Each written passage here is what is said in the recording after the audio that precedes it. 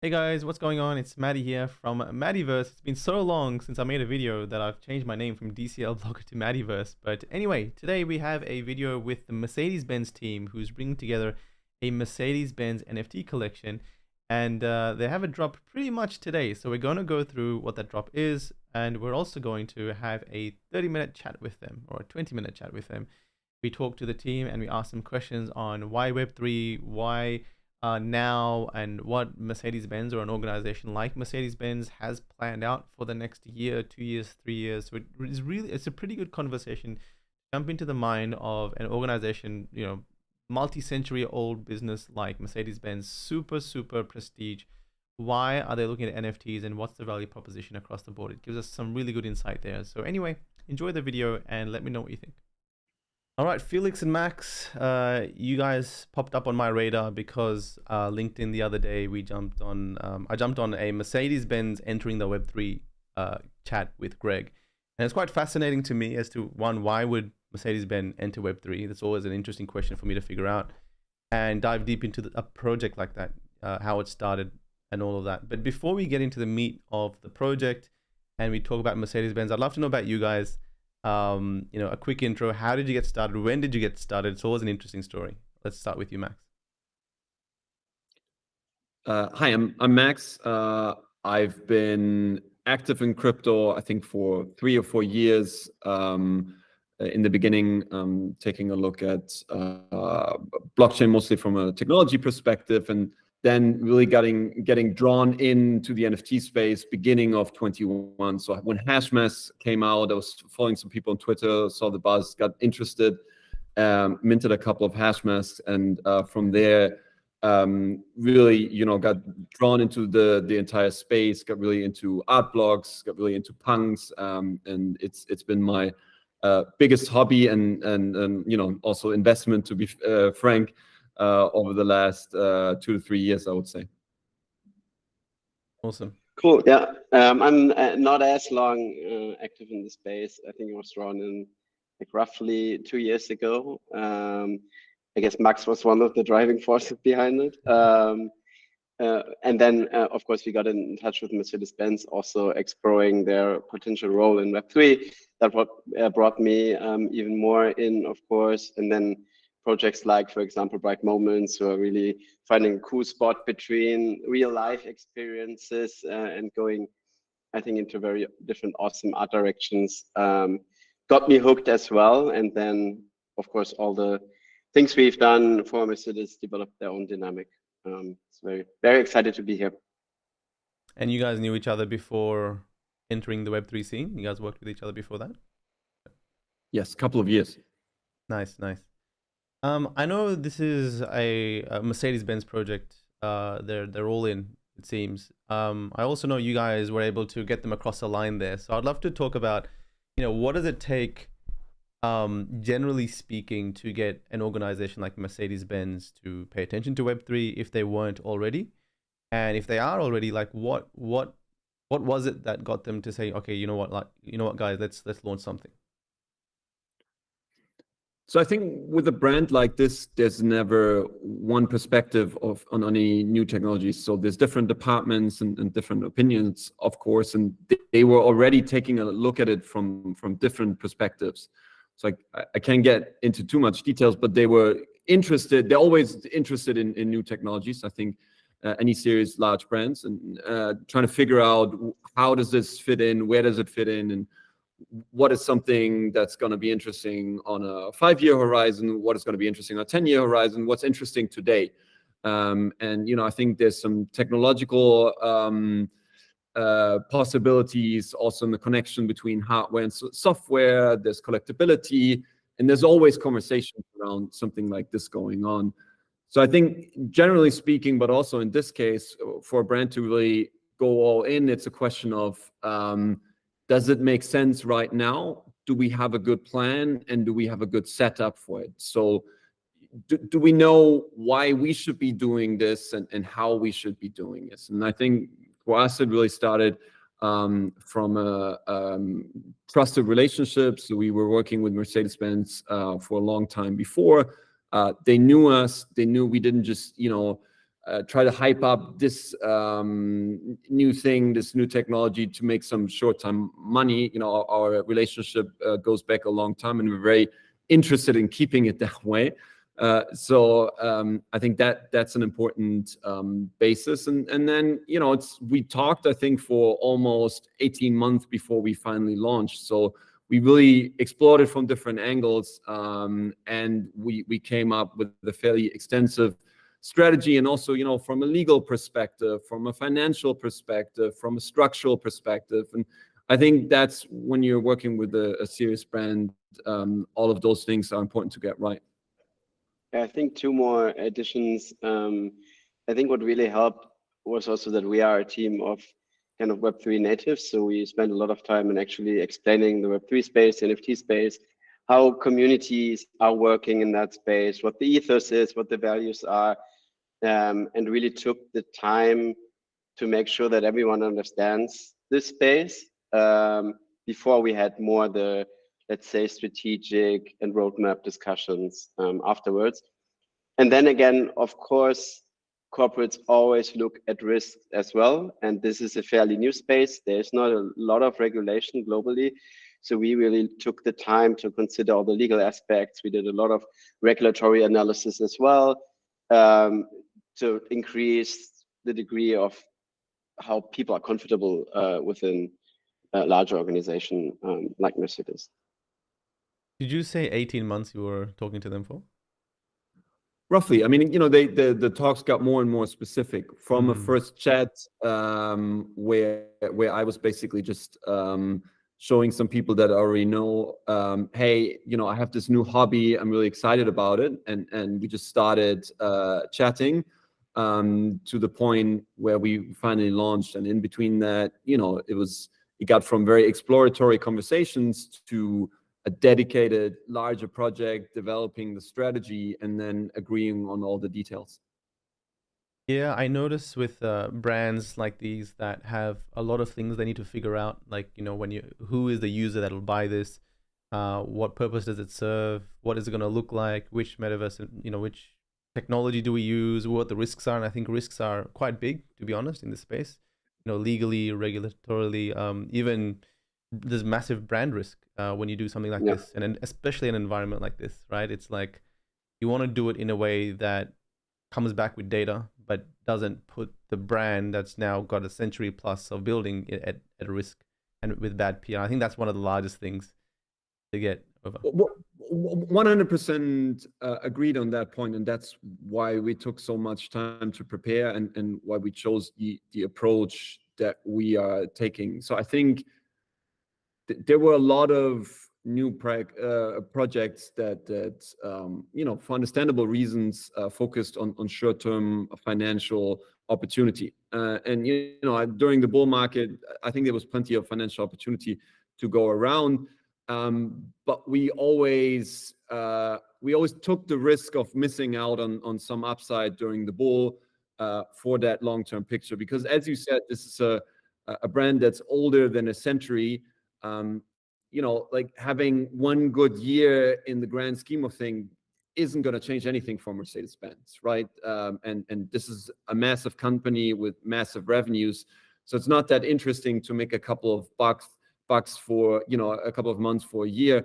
Rather, it's interesting to build something sustainable in the long term. And you know, the blockchain doesn't forget, collectors don't forget, and we have that very prominently on our website, where we're saying we want to build something that stands the test of time, right? We want people to look back in 10 years time and 20 years time, and don't look at it and say, how could a brand like Mercedes-Benz do something like this? But rather say, okay, this fit into that time, but it was done in a way where it still feels relevant a couple of years later. And I think, you know, getting to that approach that takes some time.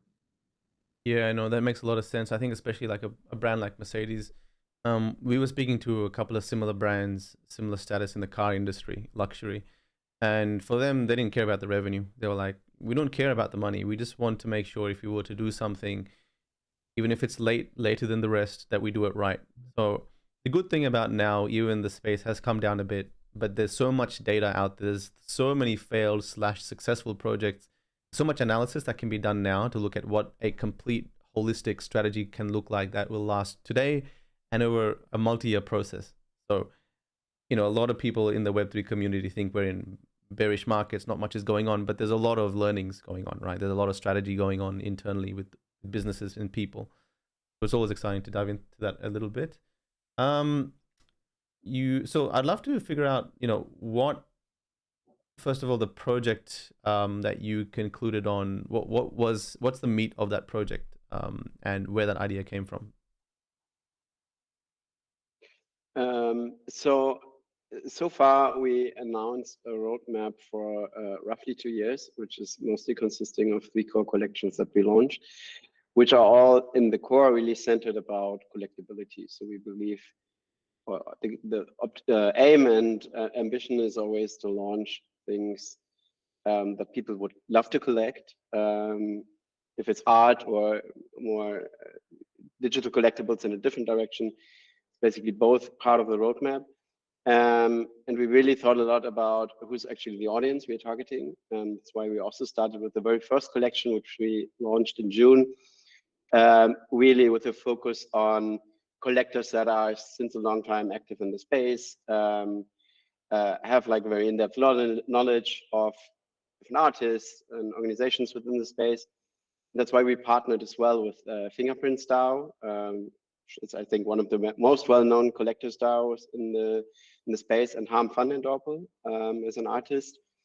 And we launched a project called Machine, which was really targeted on those OGs and collectors active in the space, which was perceived, I think, very well. We were very happy with that launch. And then the two different core collections are Mercedes-Benz NXT Eternities, which we really targeted the actual Mercedes-Benz top customers in their traditional product segments. So this is a collection that aims a bit to basically take those top customers on the journey into Web3 as well, who obviously most likely don't have the infrastructure, no wallet, no knowledge. So we really thought about what's an experience that can get them hooked as well. And this is a collection we soft launched in August, and we just had last week the first actual live minting with a few top customers in Singapore, which was a very cool experience. It was fun to see how they're actually getting hooked and get really interested. And we did that by designing a live minting experience together with a partner called Yuba. So they're basically building hardware wallets that are based on a mobile application and a physical card. So the physical card stores a private key, and it's a very lean and user-friendly process essentially to set up this wallet. So a user just needs to download the app, tap the card twice against the phone, and then they have the wallet and also minted NFT from the Mercedes-Benz NXT Eternities collection. And we're going to do that throughout the next month and years. So always when there's globally a Mercedes-Benz market organization with things, say this would be a very cool opportunity to introduce to our top customers, we basically do a live minting event in that country with that market organization of Mercedes-Benz. And the last collection we are launching actually next week, next Tuesday, September 26th, is Mercedes-Benz NXT Icons, which is essentially a larger collection that will be launched throughout 7 different sub-drops throughout the next 1.5 years, which also is aiming at a more broader audience. So we both want to target existing members of the community, the OGs, but also want to extend the reach more and more by getting new people excited about Web3 and that collection as well. And there we really explore the design heritage of Mercedes-Benz in their products. So it's essentially digital collectibles, and we start with digital interpretations of their current car portfolio. And then we go throughout the next drops back in time. So we always picked like the most relevant car icons from a decade and basically did digital reinterpretations of those cars. And that's, the largest collection we will launch starting next Tuesday. It seems, and correct me if I'm wrong, but it seems like you're trying to pick the right audience to sell the NFTs to. I know when we were selling NFTs, and I think one issue with the NFT market is you put NFTs out there and it gets picked up by a market that doesn't value them, right? And I realized that as an NFT project owner, the main thing you want to do is get your NFTs in the hands, and it doesn't even like, it's more important than the financial thing. You need to get your NFTs in the hands of people that actually care. Like a community, I actually believe there's no community in Web3, because the people, they just move from Discord to Discord based on the price of the mint, and they move to something else. There's no real community building because the intersection between the Web3 audience and a specific brand is so minuscule that you'll most likely sell 95% to people that don't really care about, Mercedes or any other brand, and they'll hold on to it for a period of time, but they'll move on after 3 months if there's no financial upside. So it seems like you guys are going the route of trying to find where your audience is, trying to get them excited and get these NFTs in their hands. Is that right? It's definitely true. It's something that we thought a lot about. I think there are different types of collectors, and I think you recently wrote about that on Twitter a little bit, and it rang very true. I think there are some people that really collect to collect, and I think we see that on the art side. I think punks for me was always that type of community, although it's very decentralized. And I do think in that space, some communities emerge in an organic way. I think that there's an art blocks community, for example. I think around Bright Moments, you can see that. We did a collaboration with JPEG. I think those elements do exist. But yes, there is a very large group of people that sort of jump from project to project, and there's nothing wrong with that. But yeah, I think it's dangerous for a project to target them. And that's one of the reasons why we didn't want to enter with a big splash and with a tons of giveaways and very loud, because you attract people that are just chasing the short-term financial upside, and then you have a bunch of potentially disappointed expectations because people didn't really take the time to understand. They didn't care in the first place. They didn't really want to collect something. They just bought into something for the price to go up, and then when the price doesn't go up, they come up with all kinds of things that they want from the project that were never really part of the project in the first place. So we'd much rather have a very focused approach where we try to target people that are interested in this type of collecting, and they can come sort of from the native NFT audience. But we also think there's a lot of people that already collect cars, collect Mercedes-Benz in the physical world that we can slowly onboard. So yes, you're right. That's definitely a big consideration for us. That makes a lot of sense. And again, just to add to your comment on, there's nothing wrong with that. That there's absolutely nothing wrong with being a person in the space that wants to invest in things and export the financial side. I mean, that's what got me excited about this, that there is an investment liquid opportunity to not buy stock, but invest across different brands in different interesting ways. It's just the nature of the projects. Collectors need to understand that when they buy a collecting NFT that's purely an art piece or has a collectability, that's where the value comes from. There's not, utility can't really bring value. And actually, if you add utility to that, it actually drops the value of it. An art piece is much more valuable over time than a utility piece. Cool, guys. We're usually at the end of the interview now, but I would love to chat about the blockchain technology. I know you guys have been here in the space for a while. There was so many ideas of how the tech could solve problems in the world, or how it could add to organizations exploring this space. Now it's been 2 to 3 years for you guys exploring this space. What do you find blockchain technology resonating with brands or organizations, or when you're trying to bring it out into the ecosystem?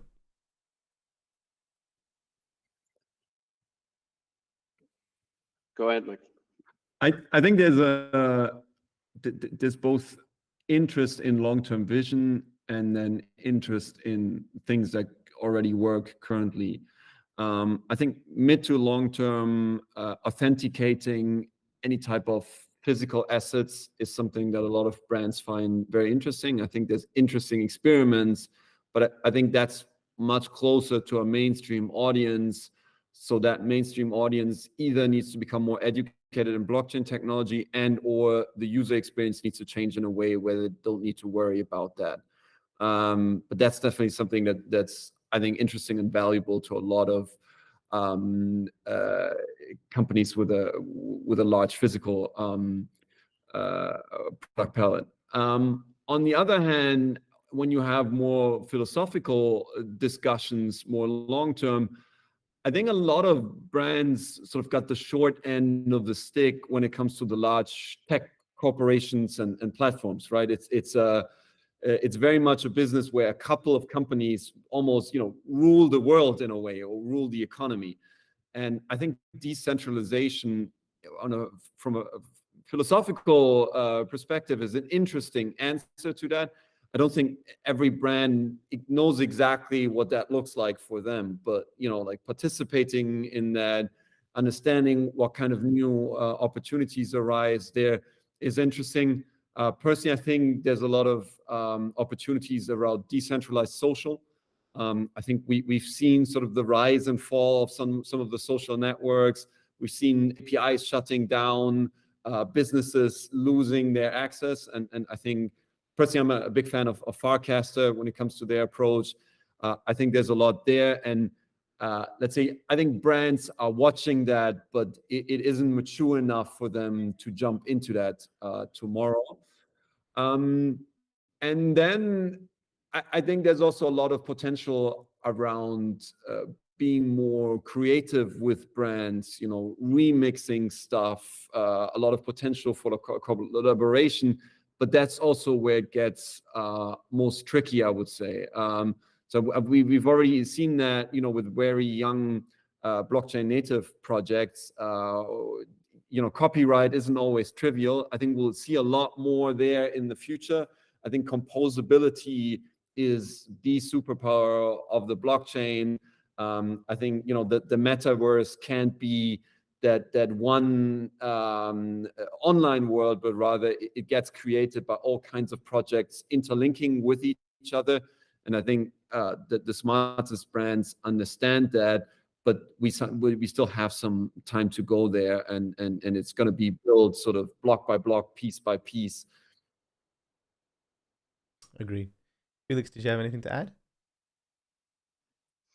Not much, I think. I mean, we obviously continue to explore different use cases. I think like the aspect of Mercedes-Benz really having a lot of customers globally, and the approach to really also create some kind of community around that, or a collectors club is something that could be interested. And then for a brand that always has a luxury ambition as well, I think just the aspect of creating scarcity and extending it into a digital realm is obviously very, very interesting. And this is definitely something where we have the first use cases now, the first collection launched now, but it's definitely something that we continue to explore into different activities. And maybe, sorry, one last point on the more intermediate future. I think a lot of exciting things are happening around stuff like XR and generative AI. And I think crypto and NFTs are in a unique position to tie everything together, because we're basically creating digital abundance and immersiveness. And I think for value creation to happen, as Felix pointed out, you need some kind of limitation, some kind of scarcity. And I think, we'll see new opportunities arise with stuff like the Apple Vision Pro. And I think that's a space that's very, very interesting for brands. Once that hits, maybe not mainstream, but like early majority, I think we're going to see a lot of new interesting opportunities around NFTs. And I don't know what your stance on that is, but that seems like an interesting space for the meta key as well, I would think. Yeah, absolutely. We are big on existing. MetaKey's main core goal right now is just to survive, so that metaverse technologies can go mainstream. But we absolutely think like, the Apple Vision Pro, there's going to be unlocks where suddenly something's going to go exponential, and NFTs will link in perfectly. a luxury brand cannot exist in the digital world unless there's scarcity. It just doesn't happen. That's what creates a luxury brand. You know, I'm sure the Ferraris, the Mercedes-Benz, they don't oversupply because they need it to be scarce, right? And like you said, in a world where you have digital assets now or digital items, even if you look at Roblox, in those games, there's a limited, people run around and wake up at 5 a.m. to collect a limited drop because it's scarce. And when you get them, no one else can after a certain period. So I think NFTs will tie in scarcity for a lot of these brands and will exist to a large degree in the future. But Felix and Max, it's been an honor to chat to you guys. Very excited to talk about you know, other brands entering the space and your thoughts during a bear market. Any last words? How do we keep on top of Mercedes-Benz and your activities? What's the best way to keep in touch? So I think for now the best ways are following us on Twitter, joining the Discord community, and yeah, as we mentioned, next week on Tuesday there's going to be the launch of Mercedes-Benz NXT Icons at 6 p.m. German time or Europe time. So it's definitely worth to take a look on the website. Awesome.